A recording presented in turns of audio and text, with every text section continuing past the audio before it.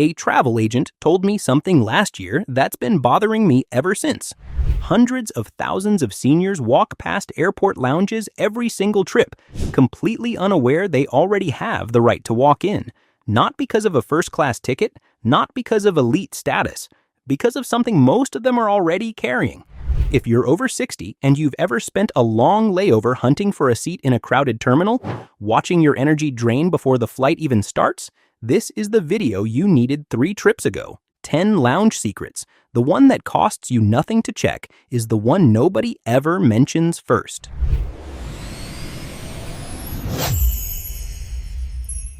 Secret number 1. Your card might already say yes. Here's something most seniors never actually check. Travel credit cards, including several you may already carry, include lounge access as a built-in benefit. Not a perk you upgrade to.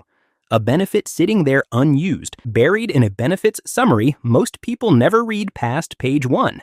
The card companies don't advertise this loudly. They're counting on you not looking. For travelers over 60 who've held the same card for years, this is exactly where to start. Not a new card, not a new membership, your current card. Open your card's app or website right now. Search Lounge Access or Travel Benefits. Look for Priority Pass, Lounge Key, or Airport Lounge Credit. If you find it, activate it immediately. Most require a one-time enrollment before the benefit works at the desk. Many seniors skip this step and the card does nothing when they show up.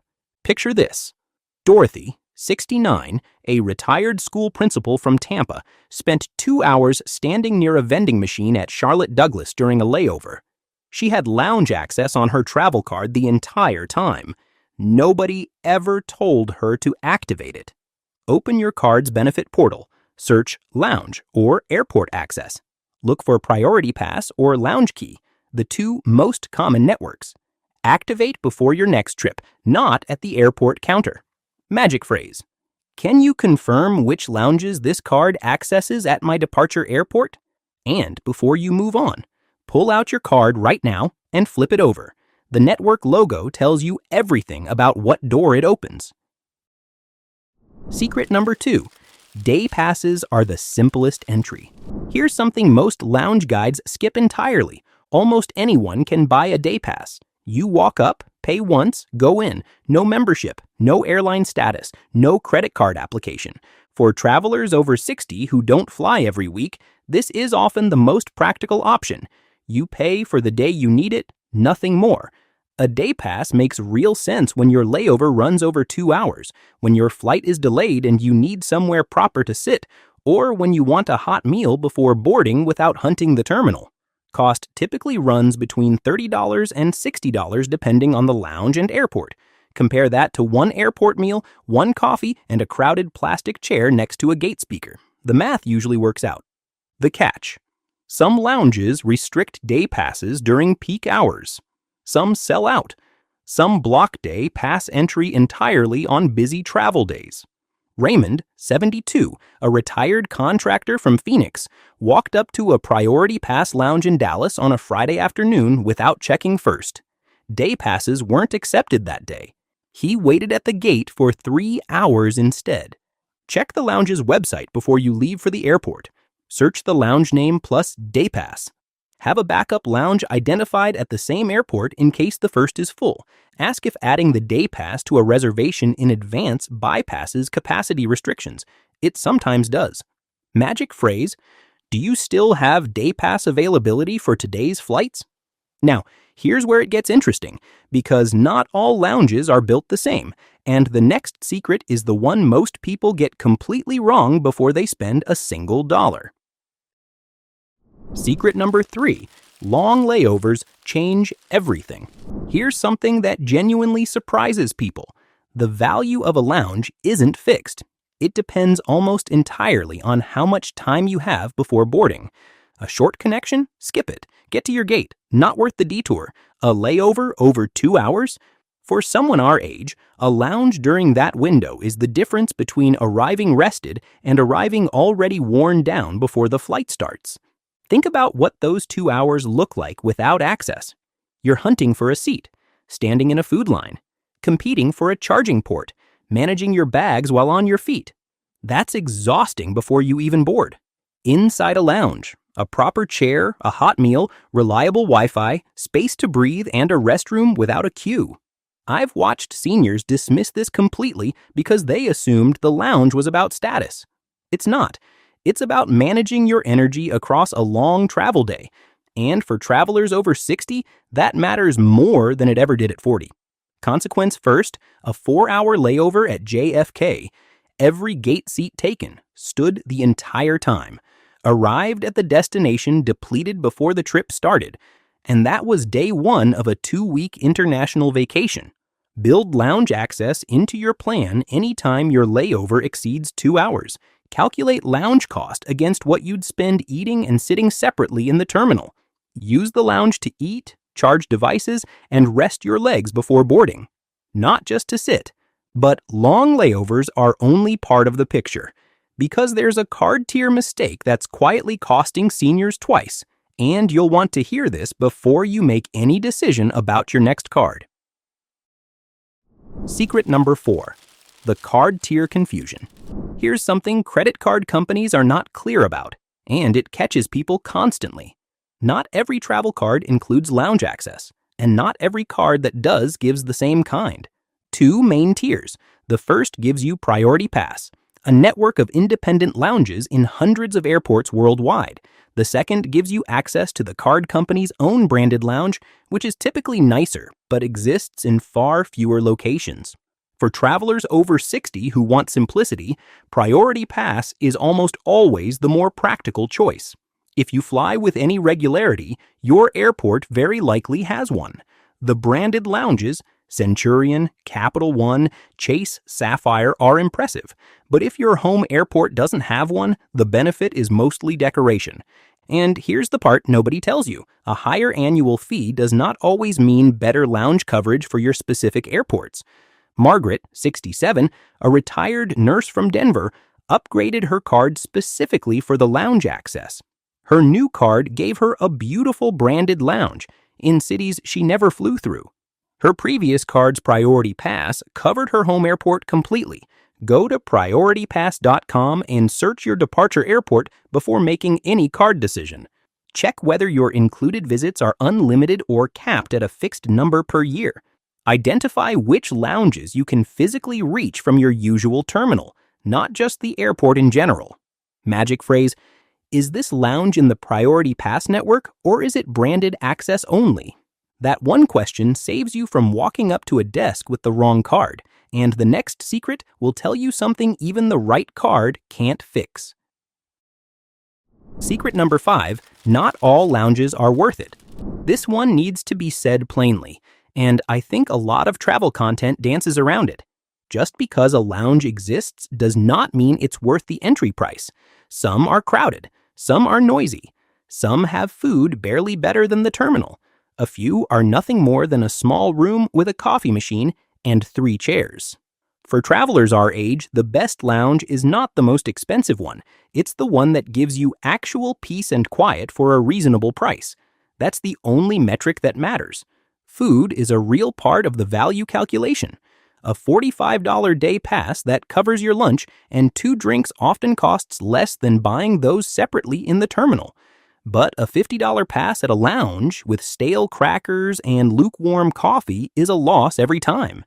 Helen, 70, a retired librarian from Atlanta, paid $55 for a lounge she'd seen featured in a travel magazine. It looked beautiful online. In person, every seat was taken and the food had run out an hour before she arrived. Read recent reviews on TripAdvisor or Google for the specific lounge, not the brand overall. Check recent visitor photos. Food and seating quality show up clearly. At the desk, ask, is the lounge busy right now? Staff always know. Magic phrase, is there a quieter section I can be seated in? So now you know what to look for and what to avoid. The next secret is one most seniors have never even thought to ask about. Quick question. Have you ever found a travel benefit you already had but never used? Most seniors over 60 say yes the moment they actually look. Hit subscribe if this is helping. The second half covers what happens the moment you walk through that lounge door, and the one secret that matters most when your travel day goes wrong. Secret number 6. What happens when you walk in? Here's what nobody explains, and honestly, it's the only thing stopping most first-timers. Walking into a lounge for the first time can feel uncertain if nobody has told you what to expect. That uncertainty alone keeps many travelers our age from ever trying it. So, let me just walk you through it. First, a lounge is not a status symbol. For someone our age, a quiet room with a proper chair and a hot meal is not a luxury. It's a practical upgrade to the hardest part of travel. That's the only way to think about it. Here's what actually happens when you arrive. You approach the desk near the entrance. You show your access, your credit card, your Priority Pass card or app, or your day pass receipt. The agent checks your boarding pass to confirm you have a same-day flight. Then they let you in. No dress code, no awkward questions, no performance. Inside, find a seat, help yourself to food and drink stations, use the Wi-Fi, charge your devices, rest. You don't tip. You don't check out. You just leave when it's time to head to your gate. Direct address. You walk in. You find a window seat. You set your bags down. You eat a hot meal without standing in a line. That is the entire experience. Always bring your boarding pass. Every lounge requires it, regardless of access method. Ask at the desk, is there a quieter section? Most lounges have a low noise area. If the lounge looks full, ask, is there a second room or overflow seating? Many large lounges have areas not visible from the entrance. Once you go once, you'll wonder why you waited so long. And the next secret is one most seniors think is only for departures, but it's actually more valuable on the way back. Secret number 7, the arrival lounge secret. Here's something almost no travel guide covers, and it's one of the highest value secrets on this entire list. Most travelers think lounge access is for departure only. Use it before the flight, relax, then board. That's the assumed pattern. But the arrival lounge? For travelers over 60, this is often the more valuable use of the exact same benefit. You land after a long flight. Your back is stiff. Your clothes feel wrong. Your connecting flight isn't for another 90 minutes. Navigating a busy terminal in that state is genuinely miserable. Most Priority Pass lounges don't distinguish between arriving and departing passengers. You walk in after landing just as easily as before takeoff. Same card, same benefit, no additional cost. Use that time. Eat a proper meal, sit in a real chair, use a restroom without a queue. Some international lounges have shower facilities specifically for arriving passengers. This alone changes the entire first day of a long-haul trip. Named person. Carol, 71, a retired teacher from Portland, landed in London after a 9-hour overnight flight. She found the Priority Pass lounge in the arrivals terminal, showered, changed clothes, and had breakfast before her connecting train. She arrived at her hotel feeling functional, not the usual day one fog. Check your card's terms. Most Priority Pass memberships allow arrival use, but confirm before assuming. Ask the lounge desk, can I come in as an arriving passenger? The answer is almost always yes. Plan a 30 to 45-minute arrival lounge stop on any flight over 7 hours. The flight is only half the travel day, and the next secret is the one that trips up more seniors than almost anything else because they assume the benefit just works everywhere. Secret number 8. Always check the rules first. Here's the one that causes the most avoidable frustration, and I've seen it happen over and over again. Lounge access rules are not universal.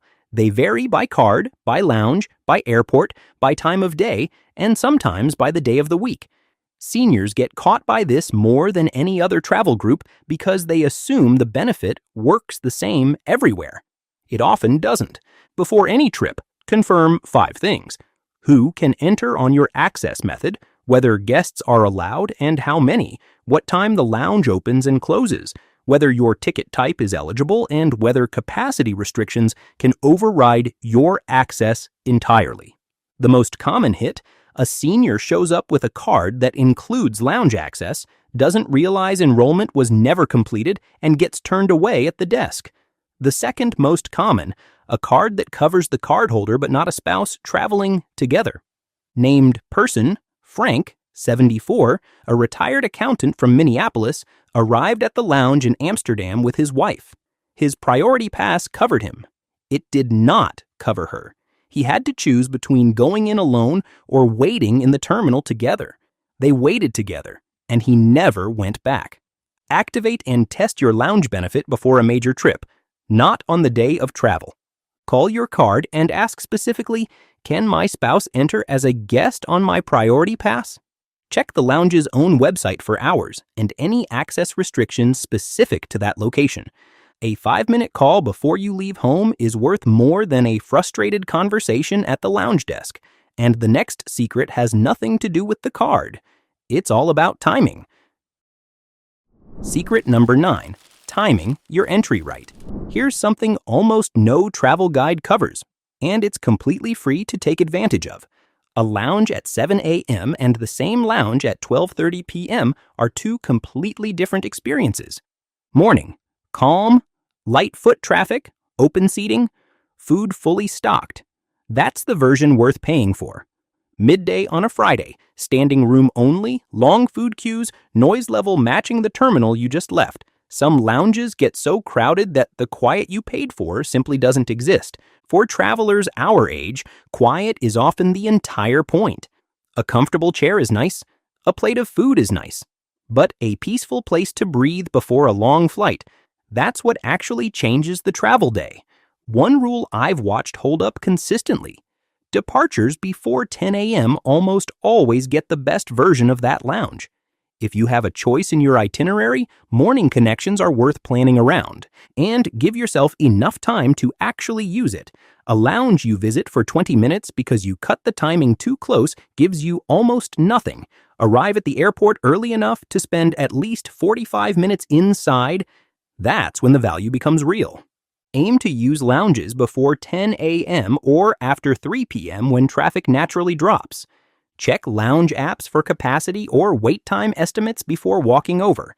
Factor distance from your gate. A 12-minute walk is fine with 2 hours, not with 40 minutes. The lounge is in the same room. The time you enter determines which version of it you actually get. And the last secret? This is the one I made this video for. Secret number 10, the best lounge move most miss. When something goes wrong at the airport, a delay, a cancellation, a missed connection, a seat problem, most travelers head to one of two places, the gate desk line or their phone. Both are the slow option.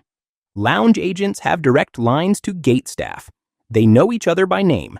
They can rebook, adjust seat assignments, locate you on standby lists, and find solutions the gate desk queue won't reach for 90 minutes.